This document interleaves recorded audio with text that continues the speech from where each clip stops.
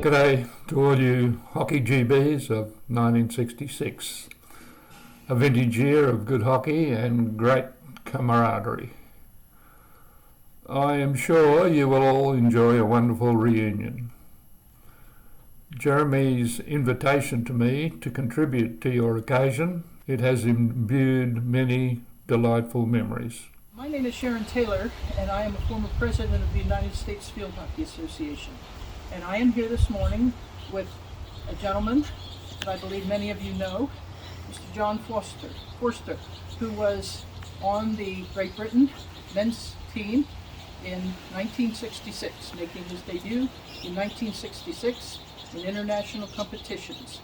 John, as I understand it, you played in Holland, in Germany, and then that wonderful extensive tour in Australia that year. That's right. And that you had a wonderful opening to your career. And I am very proud, on behalf of some folks at the Hockey Museum, to be able to present you with your honors cap from that year. Well, it's a lovely surprise, and thank you very much. It's very nice to see you. Very nice to meet you and to see you. Yeah. Well, that is the thing. As this came about, I was in touch by email with my friend Katie Dodd, who was very involved with the Hockey Museum. And she and the curator, Mike Smith, and Shane Smith, who works there, they've been in touch with me back and forth. They sent me quite a bit of information. And then I believe a friend of yours, Mr. Jeremy Barham, also was very kind to send me some information. And between us, I figured out what you had done and how wonderful it had been. And when I received this lovely cap in the mail a couple of weeks ago, it was very much a pleasure to get in touch with you, and tried to sneak up on you with a surprise, but he called me out, and so I had to tell him that it was for the Great Britain Honors Cap, and I am very pleased on behalf of Great Britain Hockey and the Hockey Museum in Woking to present it to you here today. Well, thank you very much. It's a great honour and a great pleasure. And the people at the Hockey Museum, I'm very sorry I can't be there at their celebration. There's obviously too much. Do you want me to put this on? Well, I will take this, and yes, and please, and your friends can see you in the cap. And, there we are. Yes. What do you think? Indeed, and that is just perfect for the sunshine in Boise today. And what do you think of our kids and grandkids will make of this? We'll send you copies. And if I may say one other thing, as guest president of U.S. Hockey, I don't think U.S. Field Hockey would mind my speaking on its behalf one more time. And I would just like to give congratulations to both the women's and the men's Great Britain teams of the mid-1960s. On their achievement and on the wonderful honors that the Hockey Museum has prepared for them at their event. So thank you very much. And John, please say a few words to your friends. Well, as I say again, I'm very sorry I can't be there at the celebration that we've organised. And I would like to say that thank you very much to the Hockey Museum for all the effort that's gone into this.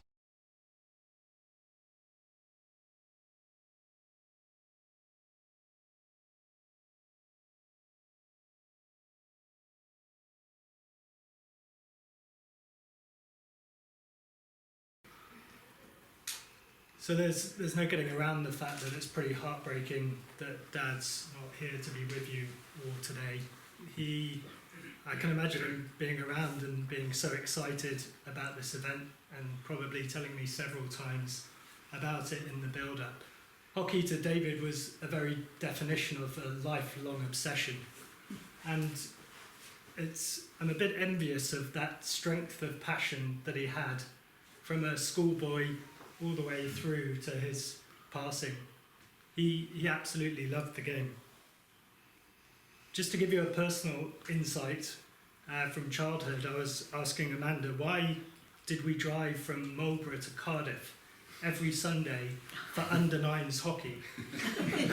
Especially when Dad had got up at 5 a.m. every day to drive to London for work from Marlborough. And apparently it was because Dad felt that the setup in Cardiff was good for our hockey development, so he thought nothing of driving a 140-mile round trip for under-9s hockey. He loved watching his sons and daughters play, yes, but he also loved watching a game and a decent game of hockey whenever he could. The advent of live streaming was like the universe had aligned for David. If there was a game on, then the iPad was never far away. Dad had his rich relationship with the sport, from schoolboy hockey through to club player, international player, GB player, coach, juniors coach, and global superfan of Lewis. And he would have been immensely proud of Lou picking up his record 158th cap the other day against Malaysia, as he was very proud of receiving his own GB cap in January this year. So I'll wrap it up there with fond memories of playing with Dad, and I'm sure many of you have fond memories of playing with David. David was very dear to the museum. He got in touch with me almost as soon as the idea was born here in Wellington, and in his usual way pledged various bits and pieces of equipment to us. He was one of the first people to give us what we call a collection. I didn't actually know that David was involved in the media and film business myself until much later, but I have to say that his support for the museum has been absolute throughout. He would always turn up for events that we held, and to me, there's nobody dearer that I could think of should be treated in this way. When Jeremy put the idea to me about this event, and we talked about David, and I said, well, it'd be nice if there could be a lasting legacy with David's name on it. So we're going to call this the David Prosser Film and Media Project, involving the development of our film and video collections, and we have got lots and lots of those, to assist in acquiring new material when we can get our hands on it. And I know there will be many more people queuing up to get involved in this and enable us to keep developing this project along the way. David's is a significant cause, because David was a very significant friend of the Hockey Museum, and we're delighted that you come here today. We're delighted with the donations you've made, and I'm absolutely confident that in the future you will see the fruits of what we're talking about. So that's what we're dedicated to do with the David Prosser Film and Media Project. So where are we? Well, we've spent the last 5 years putting the GB stats together from those books you've seen upstairs, and this is the outcome of it. The presentation of honours caps to 581, potentially, players who have played for Great Britain. That's men and women. 581, that's quite a lot. When we come to the England project in about 18 months' time, it'll be over 1,000. So it gives you some indication of the size of the project. This was probably one of our very first projects, the Stats project, when we started back in 2011. And we've been working at it steadily ever since. And people have come in, and we've now got some really effective and efficient statisticians, who are pulling all the various information together. And I've already mentioned Bob Mason, and the ladies had a lady called Teresa Morris. Without their information, we probably wouldn't be able to have done what we've done. But we have done it, and this is the fruits of our efforts as far as you guys are concerned.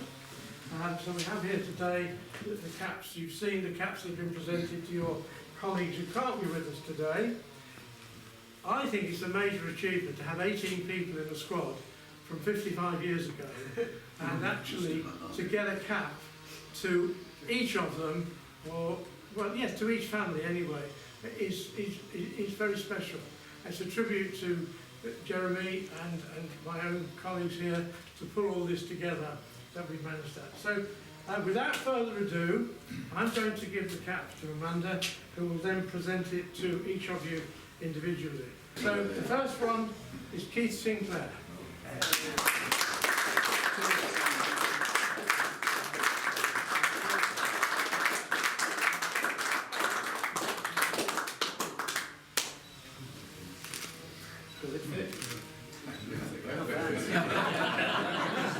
Austin. Oh.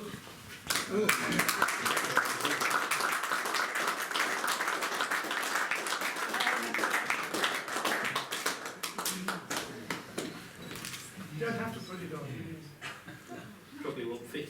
Oh, you will, it's large. Oh, it's Richard Oliver.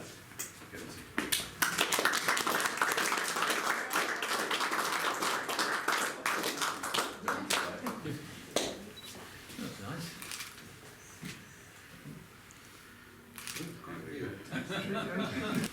Tony.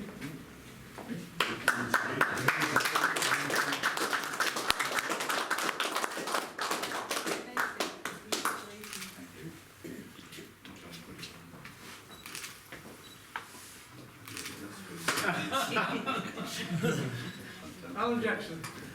Look at that.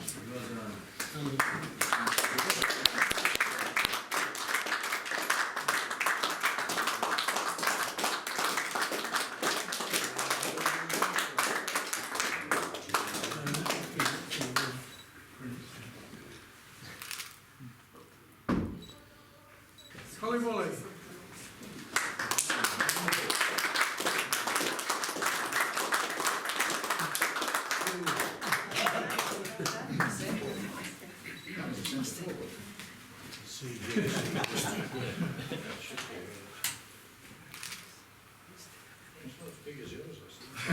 Tim Lawson.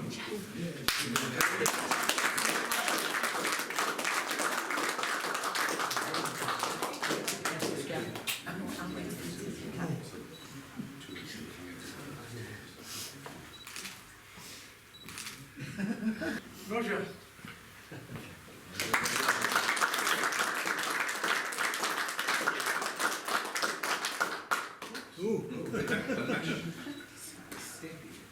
Jeff Paul.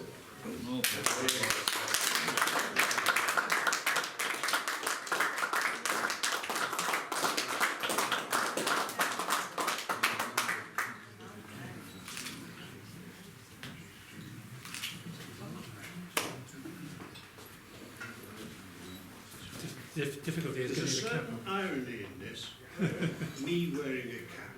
One of the first things I did when I arrived at Corley Grange Grammar School was abolish the school cap.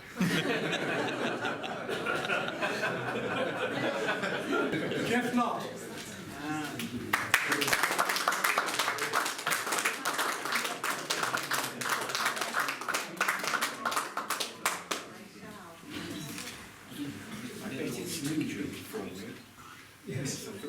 Mike Crowe.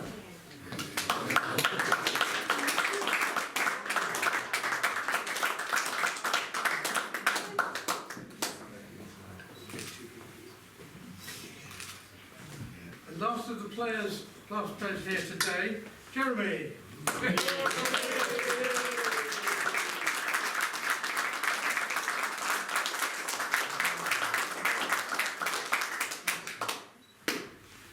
That is It should have been first really, but it has to be finally, is David's cap.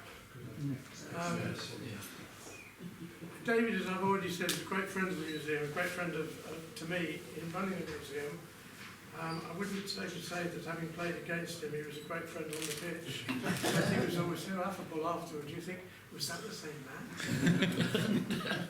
man? But when I heard last year that David was really not well, we did correspond on a few bits and pieces, and then I learned that he was not very well at all. I thought, I've got to do something. So this was the very second cap that we produced, and I was very pleased to be able to get it to the family before Christmas, so David could have it for Christmas. And those of you that follow us on our hockey shorts may well have seen this cap with David last Christmas time. So it gives me great pleasure, because I wasn't able to present it at the time because of COVID. It just went in the post, and I hate that. I like all these to have a meaningful presentation. So to me today, this is the meaningful presentation, and I made David's cap to you.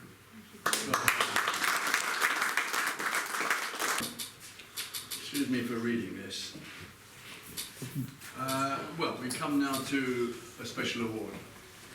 I think you all know that Howard Harrison sadly died in mid-August, and I hope that many of us were able to attend the very moving service online.